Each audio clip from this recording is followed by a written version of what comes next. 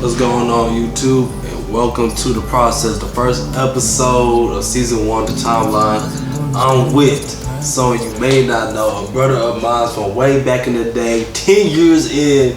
My boy Malcolm Morris is in the building, in the place to be. How you feeling, my brother? Man, say, bro, one day at a time, money make it bitch every chance I get. But like I said, hey, shoot. Once my brother came in, made that little phone call, I couldn't mess around miss it. So like I said, we here.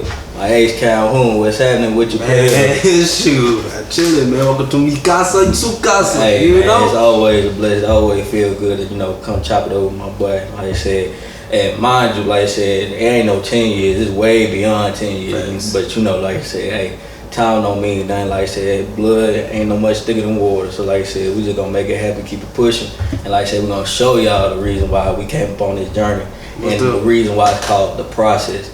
So like I said, go ahead, go ahead. Oh yeah, we can't forget about my boy in the back too. Like I said, go ahead, introduce yourself, Playboy. Like I said, they can't see you, but like I said, let it be known where we coming from. The man behind the camera.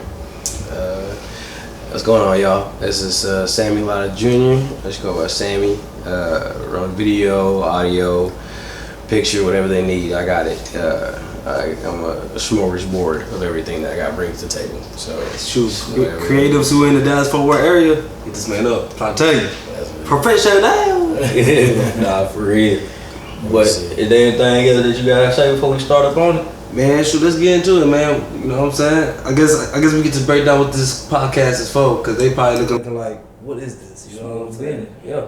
But hey, this is the process. Our goal for this podcast, man, is to encourage creatives, those that got gifts and talents, that want to just do more with life, do more with they get a better experience and things like that. Our goal for the podcast is just to give you the process. A lot of times, I see that people make it to the mountaintop and then they start giving out the nuggets. Mm-hmm. And they tell you about what they used to do and everything like that. I try to go to do it the opposite. Meaning, while I'm starting my journey, while I'm starting to make music again, while I'm starting to get back in the studio and making ideas come to life, I want to share the process with you in real time. So legit, we here. Camera shooting, first podcast ever, as you can probably tell, but we here, So, people may not know this, but back in the day, we used to be in the studio all the time. Man, and I mean, this man lived in Fort Worth, y'all. Tarrant County with it. And he would come all the way to the cliff just to hop in the studio with me. I'll send him beats. He'll send me beats. We'll write and everything like that. So my question I'm going to ask you today for the people, man, is what was the favorite memory, the best memory back in the day when we was in the studio? What's your favorite memory that we had? Man, say, bro, I ain't gonna lie to you. Talk to me. I know you ain't. Man, look here. I know this was like at least about 5+ years ago. And I remember, like you said, I used to always come to the club. Like I said, that was basically like my second home. I mess around running back and forth, all up and down 20 easily, just to hop on Loop 12. But look, I want to say the first time, like I was watching him record. I was watching him record a song, and like I would always stay in tune on, like we'll have topic discussion, like, all right, bro, so what's this song that you doing right now? Like, what's your message behind it? Why you did it? What made you come up with this beat? What made you come up with all the initially to mess around and make it as a whole song to give out to the people? Right. So when you kept doing that, I was like, all right, I came in one day, I was like, man, you know what, come on, let's go ahead. I'm finna hop on the track. Yup. Man, say, little do they know, like, when I said that, I was just messing around. But he messed around and pushed that near, like, nah, bro, like, let's make it happen. Let's actually do this. For sure. And it was so crazy. Because I want to say, did you make the Barbarian beat, or did I already have it in the vault? Man, ain't no telling. I thought Antonio had the beat. It been so long ago, bro. Man, either way, like I said, it was crazy. So boom, we get the beat or whatnot, and like at that point, like I just go in the clock in mode. I'm like, all right, smooth. How we gonna engineer this the way that it need to be engineered? Like what time frame? When you gonna come in with a verse, what time frame I'm gonna come in verse, how long the verse is gonna be, where we gonna put the chorus at. Like it was so much that I going in the depth with it. And then it's just like that song, that one song, when we finished that song together, it took me about 3 or 4 months to mess around and make, because at the end of the day, like on that song, I got 2 verses, he only got 1. And he started off with the verse. Like, so therefore, it was just like I had to come up with so much stuff. I had so much rambling in my mind, and I just had to mess around and condense it. So to make a long story short, like once we finished that song and realized what it was, he came to me with another beat. And I swear with that beat, like that was, it just took like literally maybe an hour or 2. So then from there we just started rolling. Before you know, we had about 5 or 6 songs in the making. And then on top of that, like they didn't even include like both of us messing around and, you know, engineering songs together. Like I said, you know, getting people out of their comfort zone, making it seem like, okay, you good for this song, let's make it happen. Like I said, and to the point where, like I said, we helping people with verses. Like it was so much that was rambling to it, and it just felt like it was a whole lifestyle. Like I was basically brought into a lifestyle that I would have never thought I would have came to. Like I said, granted, I mess with music and everything like that, but like I said, bro, man, over here for real, like he really pushed me to the point where I like, oh yeah, I could really get out here and, you know, make it a little hot. Like I said, I ain't taking it serious like they did or they doing, but like at the end of the day, like they know what time it is. Like I mess with it. I really mess with it. And that was when I think about like the best memories too, man. Like I think about that as well. Like every time we recorded, we always had an audience. Like, people will always be in the room when we were writing. And so even like how I pushed him with the 2 verses, cause I wanted him to like get in the groove of like, hey, write down the this, hey, spit it back to me, you know.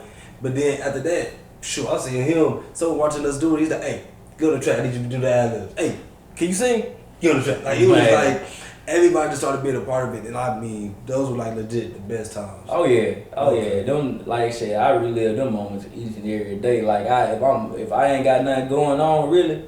And realistically, we always know that I always got something going on. But it's just like, when you look at it, it's just like, man, I be looking at all the great memories. It's just like, bro, like, hey, it's really family right here. Like, we really valued each other's time. And like I said, we still do that to this day. And I know for the future, like, y'all gonna be, and you know what I'm saying? Like I said, just this as a whole, like, it helps out a lot. Like I said, because everybody got their time, you know. They found a way we was all able to collab all together and find a good time frame, mess around, make this happen.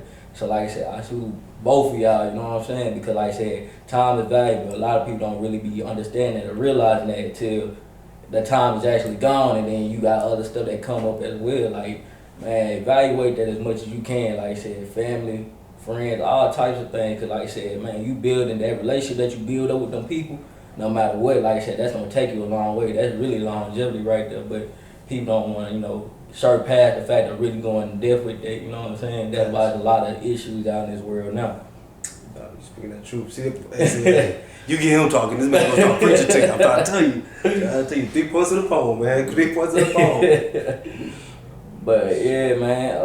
Like I said, so with the next question, I'm gonna ask this question. Okay. And like I said, it don't matter. Like I said, you can be biased. You don't have to be biased. It's, like I said, it's your opinion. Okay. And then like I said, you can ask me the same question right after. Say that. What is your favorite song that you done like throughout your whole music career? Yeah, that's a big question.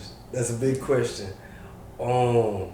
Favorite song, man, that I still jam out to this day. Take This Cup. Take This Cup. Featuring my boy Bip, man. And the reason why it was my favorite song, because legit, I was reading the Bible and it's based off of that scripture when Jesus was in the garden, like, take this cup from me, but not my will, it will be done. So that's like the whole thing, just take this cup from me, take this cup from me. And I remember I was in the studio, I just pitched it to my boy TK and Andrew, shout out to them. And I remember we started being together, like they were just freestyling with me. Mm-hmm. Like they'll say a phrase and end it with take this cup for me. Then I say a phrase and they'll do it too. And it's one of those songs that I love because it gets that underground respect type sense. Like when I made that project sincerely and it was out, it was an immediate response. I didn't really have people like talk about that song, but to this day, I'll catch someone playlist and I'll hear that song and I'm like, what?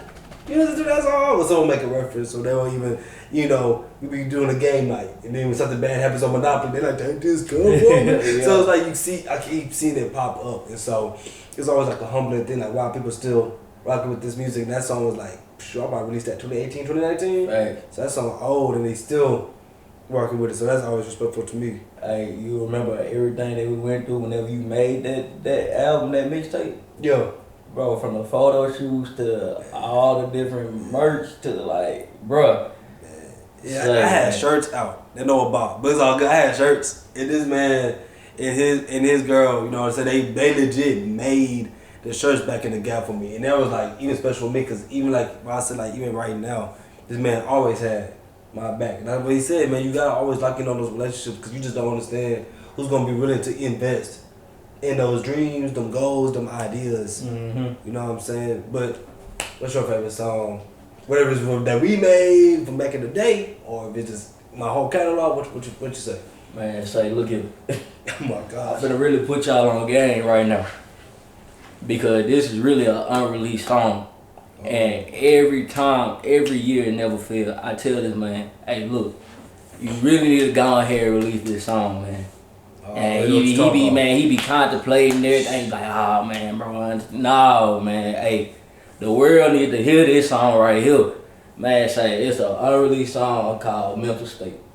And this song was literally made back in 2018 as well. When I say like, when you listen, when you hear this, you could tell that he poured out his heart and soul. Man. And like I said, he was going through a time, like you gonna be able to relate to this song if you ever been through a time of need, like how he was real talk. Like, he just don't understand, like, this song would really get up there and do some numbers, like, and I don't know if he ain't seeing what I'm seeing, but I know what I'm seeing. Man, say he gonna have a catalog. Come on, Jesus. Hey,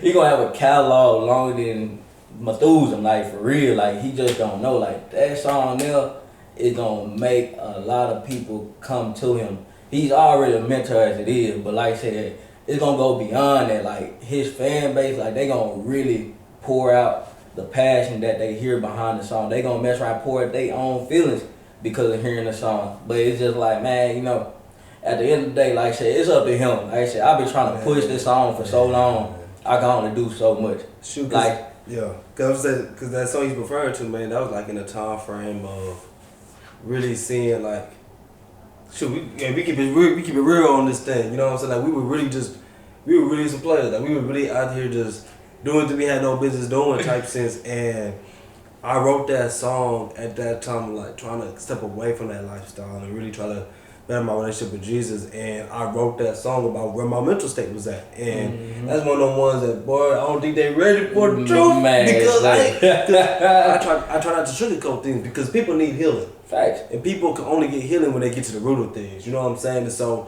that song is very vulnerable. And I'm pretty sure it's going to beat the light of day someday. But it's one of those songs where it's like, I got to tell you where I was. Or at that time, where I was at. Mm-hmm. You know what I'm saying? Like, that was just one of those songs where I had to pour it out on the paper, pour it out on the mic, because I was going through some things, man. And I'm trying to stop my ways and have let people know where my mindset was coming from so you can understand how you can help me type of shit. Right. So it's just one of the things of, like, seeing how that can grow. So, that's real, bro. Say. You jumped down with me relate with that one. I just wasn't careful. Say, man. Y'all just don't know. Man. When y'all mark my word, whenever this man decide to mess around and drop this song, whether it's next week, next month, 10 years from now, hey, just go back to this episode, and when y'all listen to what I'm trying to tell y'all, man, say, it's gonna wake y'all up. It's gonna wake y'all up. Like I said, I'm done talking about it though. Like I said, I gotta do so much talking. Like I said, I can go on and on about it. He really can. He really can. It's just one of the things, man. It's just like, hey, it is what it is, bro. Like I said, but this man got some greatness in the works for sure. Man, that's real talk. I appreciate that, man. So now since we got that conducted out the way, Shenix, what out of all, you know, throughout your thinking process, knowing what you know, what you learned before actually coming up with your artist name, what made you decide Shenix? And mind you, when you think of Shenix, like I'm pretty sure like a lot of people had the time to mess around and it's kind of hard for them to figure out like how to spell it. But you spell it Xianx. I do. So what really brought in that mindset? Like, oh, okay, this is the perfect name. This is the reason why I created it like this. What attention did it build of you having the name Shenix? Man, on the real, bro, it's actually a story that a lot of people don't even know. Cause, people just. I remember when I first came out saying, "Hey, my name is Shenix." As a music artist name, they were like, "Shenix, how you spell it? Where that come from?" But man, like, to be honest, bro, it's gonna go like a sad place. Real talk. Like, I remember I made 2 songs with my government name. You know what I'm saying? Mm-hmm. Raymond Harper, and at that point, I got insecure. Like, it was really that piece of, because doing ministry. That's like my number one passion. My number one focus always is making sure people know about Jesus. Right. But it was that piece of like, man, questioning support, questioning the fact of like, man, aren't you a preacher and you rapping? And then my music is not necessarily, I mean, you can call it Christian rap, like it has Jesus influenced in there, always, of course, because he's always working on me, but you won't really picture my songs played at like a regular Sunday service. Mm-hmm. You know what I'm saying? And so it was always that mindset of like, so I try to separate myself. Try to be like, I'm gonna make this name shit X. Now if you see my face, of course you're gonna know who I am, but it's like the world will know shit X. And then my people know Raymond Harper type sense. So it's making that distinction. But the name, truthfully came from what I was saying. I was trying to go for so many names. I was gonna be called Honor at one time. I was gonna be called Storyteller.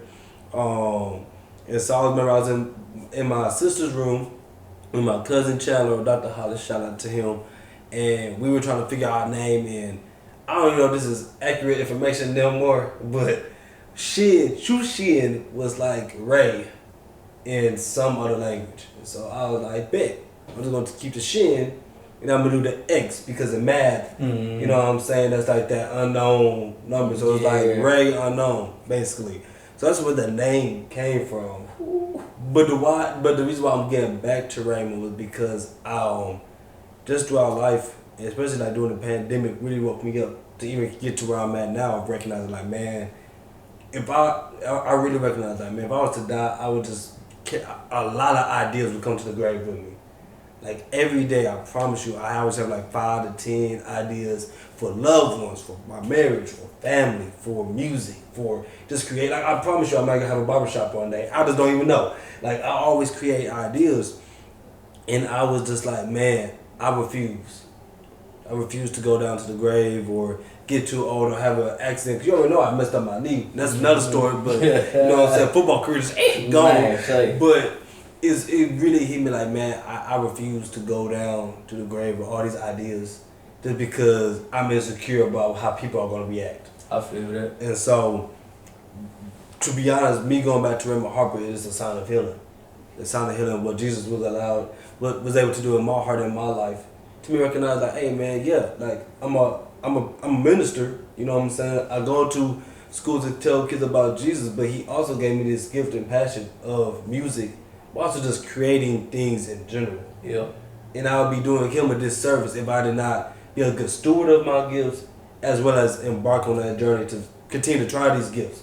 And he always surrounds me with good people. Mm-hmm. Like how would I know that doing ministry I would meet a good friend that's able to do the camera stuff behind the scenes? Or back in the Gap in Fort Worth, back in the Boy Scouts, I run into one of my brothers. Like he always surrounded me with people that invested and that supported me all the way. And that's the thing I'm trying to share with y'all, man. I'm telling you, I know you got insecurities with your dreams or thoughts or whatever the case may be, but you gotta really check your circle. You may have at least 2 people right now that really, real life, are willing to invest in everything that you do.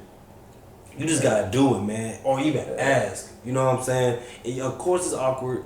Of course it's like, I don't know, but I'm telling you. Like even doing this right now, I'm telling y'all, this is just healing right now because I'm like, bro, I get to create. Forgive if it gets 10 views or 1,000.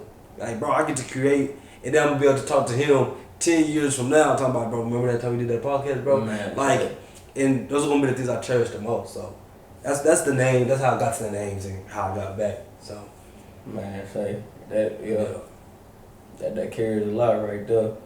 That carries a whole lot, bro. So, I mean, with that being said, you got any extra questions, comments, concerns, you know? Man, nah, man, nothing with that, man. This is just a process, man. As you already know, we can't serve you everything on one plate. We gotta break it down. So more episodes to come, you know what I'm saying? So what I need you to do, make sure you subscribe, like the video, leave a comment, and then share it with someone that you know that wants to be a creative, if they're an entrepreneur, whatever business, music artist, whatever. Share it with some people that need some encouragement to just join in with the process with us. Facts. But until then, you know I gotta promote my music, man. Go ahead and listen to Purpose by Shin Xianx, featuring my other brother, O Jizzle, all on all streaming platforms today.